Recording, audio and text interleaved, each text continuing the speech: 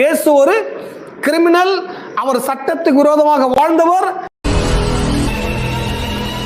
சிலுவையில் அறைந்த இயேசுவை ஒருவன் விசுவாசிப்பானேயானால்,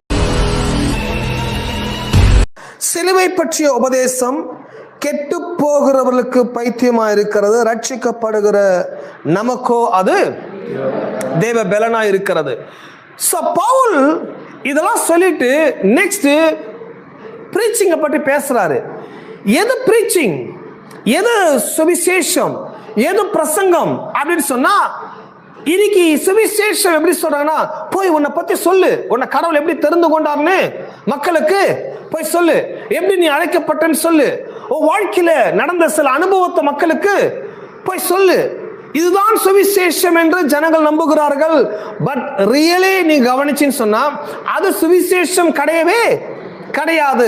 நான் எப்படி தெரிந்து கொள்ளப்பட்டேன், நான் எப்படி ரட்சிக்கப்பட்டேன், என் வாழ்க்கையில கடவுள் எப்படி அற்புதங்களை பண்ணினாரு, எப்படி என்னை தெரிந்து கொண்டாரு, எப்படி அழைத்தாரு, இதெல்லாம் நான் கதையா கட்டுக்கட்டா எடுத்து ரீல் சுத்துவதுல இது கிடையாது சுவிசேஷம். ஒருவேளை உண்மையா கூட நடந்திருக்கலாம், பட் அது கிடையாது. ஹலோ, சுவிசேஷம் அது கிடையாது. பட் சுவிசேஷம்னா என்ன? சிலுவை பற்றிய உபதேசம். எல்லாம் சிலுவை பற்றிய உபதேசம், அபவுட் கிராஸ், சிலுவை, சிலுவை பற்றிய உபதேசம். பிரசங்கத்தில் என்ன, எதை பிரசங்கிக்கிறோம்? சிலுவை. எல்லாம் சிலுவை. ஏன் சிலுவை பற்றி போதிக்கப்பட வேண்டியதாக இருக்கிறது?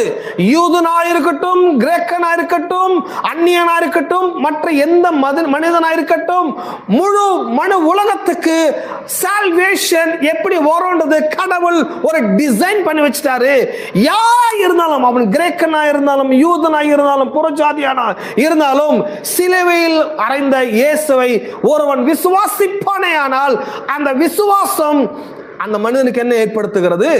ரட்சிப்பு ஏற்படுத்துகிறது. ஹலோ, ஆகவே பவுல் சொன்னாரு, சிலுவை பற்றிய உபதேசம் கெட்டு போகிறவர்களுக்கு பைத்தியமாக இருக்குது, ரட்சிக்கப்படுகிற நமக்கு அது தேவ பலனா இருக்குது.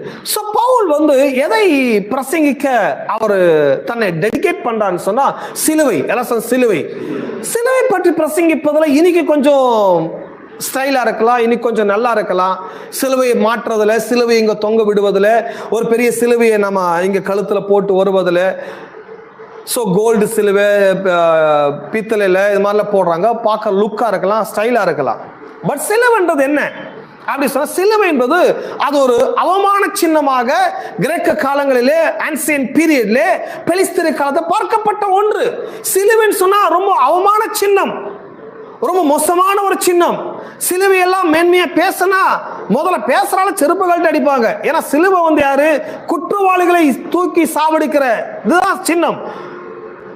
தேச துரோகம் பண்ணினவர்களை, அரசனுக்கு விரோதமாக எழுப்பினவர்களை, துர்ச்செய்தி பரப்பினவர்களை, அப்படிப்பட்ட ஆளை கொண்டு போய் என்ன பண்ணுவாங்க? சிலுவையில போய் தொங்க விட்டு சாவடிப்பாங்க. சிலுவையில சாகிற ஆளை கூட சபிக்கப்பட்டவனா பார்ப்பாங்க. ஏன்னா அவன் சாவு பூமியிலே நடக்கல, வானத்தில் நடக்கல, பூமிக்கு வானத்துக்கு நடுவுல நடக்கிற ஒன்று. சோ கிராஸ் ரொம்ப அவமான சின்னமாக எண்ணப்பட்டது, அவமான சின்னமாக பார்க்கப்பட்டது. அத பேசுறதே தப்பு நினைப்பாங்க. சிலுவைனா வாய கழுவுன்னுவாங்க. சிலுவையில என்ன பண்ணாத, பேசாத, ரொம்ப மோசமான சின்னம். சோ பேசுறதே தப்பு நினைக்கும் போது அதுல அறையப்பட்ட ஆளை போய் பிரசங்கம் பண்றது அதை விட கேவலமா பார்க்கிற ஒரு காலங்கள். ரெண்டு, இதை நான் ஏற்கனவே சொல்ல இருக்கிறேன், இந்த புக் எழுதப்பட்ட பீரியடே நான் கவனிக்கணும்னு சொன்னா AD 55, கிபி 55 காலகட்டத்தில் இந்த புஸ்தகம் எழுதப்பட்ட ஒன்று. சோ அன்றைக்கு இருக்கிற காலங்களில் கிரேக்க நாகரிகம் மிக பெரிய அளவில் வளர்ந்திருக்கிற ஒன்று. அலெக்சாண்டர் பீரியட் அப்பதான் முடிந்து கிரேக்கர்களுடைய காலங்கள் ஆட்சியில் நிறைவடைந்து ஒரு புதிய ஆட்சி துவங்கி இருக்கிற ஒரு காலம். ரோமர் ஆட்சி பிறந்திருக்கிறது. சோ ரோமர்களுடைய பீரியட், அப்ப ரோமரோட ஆட்சி பீரியடுக்கு அமலுக்கு அவர் 55 வருஷம் ஆகுது. சோ ரோமர்களுடைய ஆட்சிக்கு முன்னால கிரேக்கர்கள் ஆளுகை பண்ணிருக்கிறாங்க. எல்லாம் கிரேக்கர்கள், கிரேக்கர்கள். இந்த கிரேக்கர்கள் சொன்னா பைபிள்ல சில முக்கியமான ஒண்ணு கிரேக்கர்கள், ரோமர்கள், யூதர்கள். அவ்வளவுதான். இந்த 3 பேர் ரொம்ப முக்கியமானவங்க. எல்லாம் கிரேக்கர்கள், ரோமர்கள், யூதர்கள். இந்த 3 பேருமே 3 கைண்ட் ஆஃப் பீப்புள். கிரேக்கர்கள் யார் அப்படின்னா பிலாசபர்ஸ், ரொம்ப தத்துவ மேதாவிகள், படித்தவர்கள், ரொம்ப உயர்ந்த எண்ணம் கொண்டவர்கள். சாக்ரட்டிஸ், அரிஸ்டாட்டில், இவங்கெல்லாம் அந்த கிரேக்க இனத்தை சார்ந்தவர், கிரேக்க நாட்டை சேர்ந்தவர்கள். இவங்களுக்குன்னு பெரிய பேரு புகழ், பிளேட்டோலாம் சொல்றோம் அல்லவா, இவங்களாம் பிலாசபர்ஸ், தத்துவ மேதாவிகள். தத்துவ மேதாவிகள்னா எப்படின்னா அவங்களாம் எப்பவுமே 1-2 லைன் பேசுவாங்க, அதுல என்ன பண்ணும், எல்லா வேலையை முடிச்சுட்டு போயிடுவாங்க.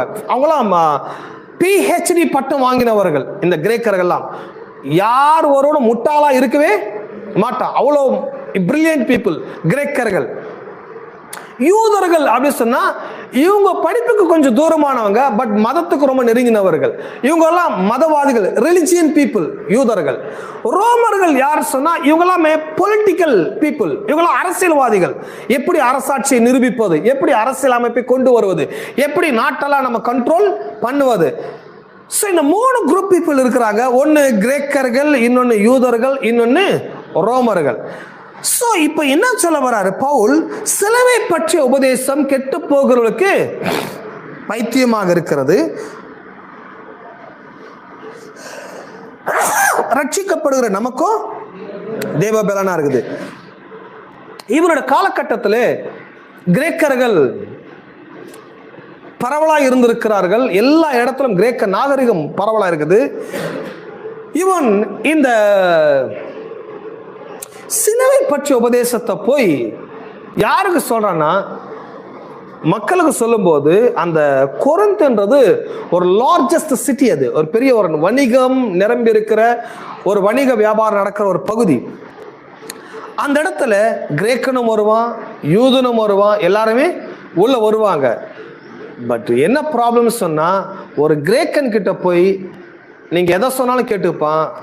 ஆனால் எல்லாம் சொல்லலாம் கேட்க ஆள் கிடையாது, அவன் எல்லாமே அனலைஸ் பண்ணி பார்க்குற ஆள். பட் எதை ரொம்ப வெறுப்பான்னு சொன்னால், கடவுளை ரொம்ப வெறுக்கிறவர்கள், கடவுளை அவங்க நம்பாதவர்கள். கடவுளை நம்பாத ஒரு ஆளுகிட்ட போயிட்டு இந்த சிலுவையில் அறையப்பட்ட இயேசுவால தான் அவனுக்கு ரட்சிப்பு வந்தது அப்படின்னு சொன்னால் சுத்தமாக ஏற்றுக்க மாட்டான். ஏன்னா அவனுக்கு தெரியும், ரோமர்கள் சிலுவையில் யார் அறைவாங்கன்னு சொன்னால் குற்றம் செய்தவர்களை தான் என்ன பண்ணுவாங்க, சிலுவையில் போய் அறைவாங்க. சிலுவையில் அறையும் போது நிறைய என்கொயரி பண்ணி தான் அறைவார்கள். அப்படிப்பட்ட நேரத்தில் இயேசுவை விசாரித்து 1க்கு 10 முறை விசாரித்து எல்லா விசாரணையும் முடிந்த பிறகுதான் சிலுவையில் இயேசுவை கொன்றார்கள். இயேசுவை கொன்னது மட்டுமல்ல, இயேசு செத்து போனான்னு சர்டிஃபிகேட்டும் கொடுத்துட்டாங்க. இப்போ இவர் என்ன சொல்ல வர்றாரு பவுல், அந்த இயேசு தான் கடவுள்ன்றாரு. அவங்க சொல்றாங்க போயிட்டு வான்றாங்க. குற்றவாளியே குற்றம் பண்ணினவன சிலுவையில் அரைஞ்சிட்டாங்க. அறையப்பட்டவர் செத்துட்டாருன்னு ரோமர்கள் என்ன பண்ணிட்டாங்க, சர்டிஃபிகேட்டும் பிலாத்து கொடுத்தாச்சு. இவரை மனுஷனா ஏற்றுக்கொள்வது குற்றம். நீ அதை விட தாண்டி அட்வான்ஸா யாரை ஏற்றுக்கொள்ளுன்ற, இவர கடவுளா ஏற்றுக்கொள்ளுன்ற. நீ சொல்ற கதையெல்லாம் வேற யாருக்காச்சும் என்ன பண்ணிக்க போய் சொல்லிக்கோ. நீ சொல்ற கட்டுக்களை நம்ப போறது கிடையாது. யாரா படிக்காத முட்டாள் இருப்பாங்க, யாரா ஒன்றும் தெரியாத ஆள் இருப்பாங்க. இந்த குற்றவாளி தான் கடவுள் சொன்னா அவன் நம்புவான், பட் நாங்கள் நம்ப மாட்டோம். ஏன்னா அவருக்கு உண்மையாகவே கடவுளாக இருந்திருந்தாருன்னா ஒன்று அவரை தன்னைத்தானே என்ன பண்ணிருக்க வேணும், ரட்சித்து கொண்டு இருக்க வேண்டும். ஒரு கடவுளாக இருக்கிறவர்கள் இவ்வளோ குற்றத்தை எப்படி சுமத்துவாங்க சார்? ஒரு குற்றம் தான் தப்புன்னு சொன்னா அவரை விசாரிச்ச எல்லா குற்றங்களும் எப்படி நிரூபிக்கப்பட்டு விட்டது? அப்போ அவர் ஒரு கிரிமினல். இயேசு ஒரு கிரிமினல். அவர் சட்டத்துக்கு விரோதமாக வாழ்ந்தவர். அவர் உண்மையான மனுஷன், ஒரு தேசத்தின் குடிமகனா இருக்கவே முடியாது. பட் அந்த கிரிமினலை வச்சு நீங்க என்ன பண்றீங்க, வியாபாரம் பண்றீங்க. ஸோ அவர் பேரை வச்சு நிறைய பேர் எழும்பி அவர் உயிரோட வந்துட்டாருன்னு சொல்லி மக்களை ஏமாத்துறீங்க அப்படின்னு சொல்லி எதை வேணா பிரசங்கித்திருக்கலாம். ஆனா எதை பிரசங்கிப்பது ரொம்ப கஷ்டமா இருந்தது அந்த காலத்துல அவங்களுக்குன்னா, சிலுவை பற்றி போதிப்பது ரொம்ப கஷ்டமா இருந்தது. இன்னைக்கு சிலுவை பற்றி பாடுறது ரொம்ப ஈஸியா இருக்குது, சிலுவை பற்றி பேசுறது ரொம்ப ஈஸியா இருக்குது.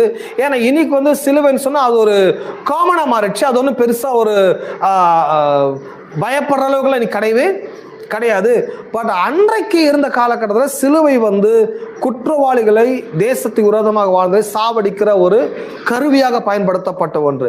அந்த சிலுவையில் செத்தவர் தான் கடவுள்னு சொல்லி போதிக்கும் போது யார் ஏற்றுக்கொள்ளாத ஒரு காரியமாக இருந்தது. பட் பவுல் சொல்லுகிறாரு, அவ்வளவு அவமானங்கள் இருந்தாலும், அவ்வளவு நிந்தனைகள் இருந்தாலும் பவுல் எதை நிறுத்தலைன்னு சொன்னா, சிலுவை பற்றிய உபதேசத்தை பவுல் தன்னோட வாழ்நாளில் நிறுத்தவே கிடையாது.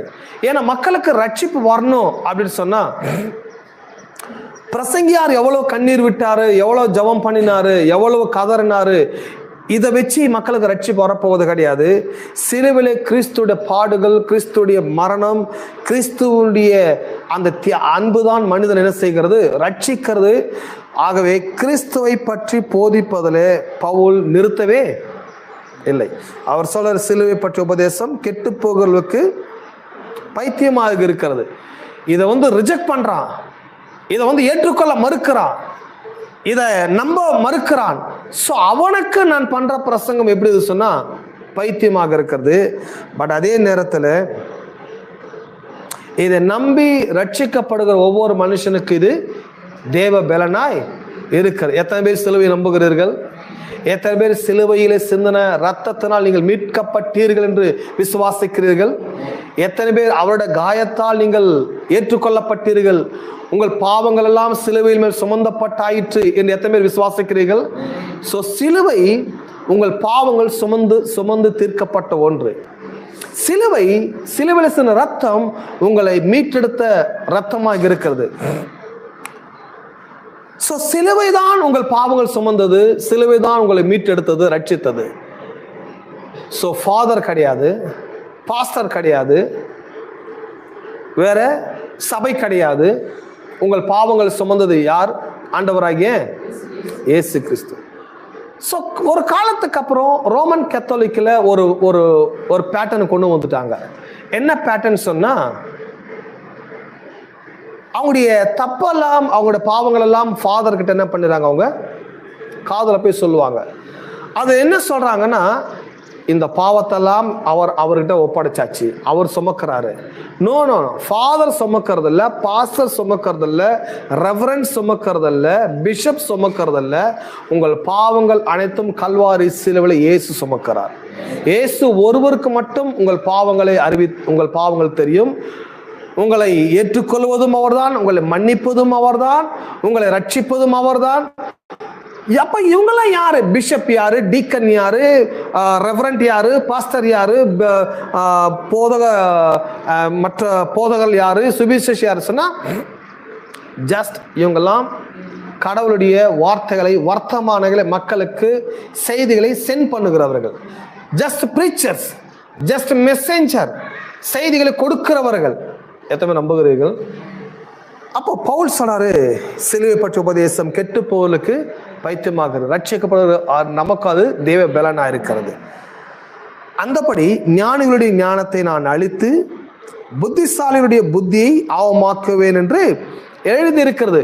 ஒரு பெரிய இதுல என்ன நடக்க சொன்ன, ஞானி அப்புறம் புத்திசாலி, எல்லாம் சொன்ன ஞானி புத்திசாலி. இந்த ஞானி பிலாசபர்ஸ் PhD பட்டம் வாங்குறாங்கல்லவா, டாக்டரேட்லாம் வாங்குறாங்கல்லவா, அவங்களுடைய ஞானம் எல்லாம் டிஸ்ட்ராய் பண்ணப்படுது, அழிக்கப்படுது.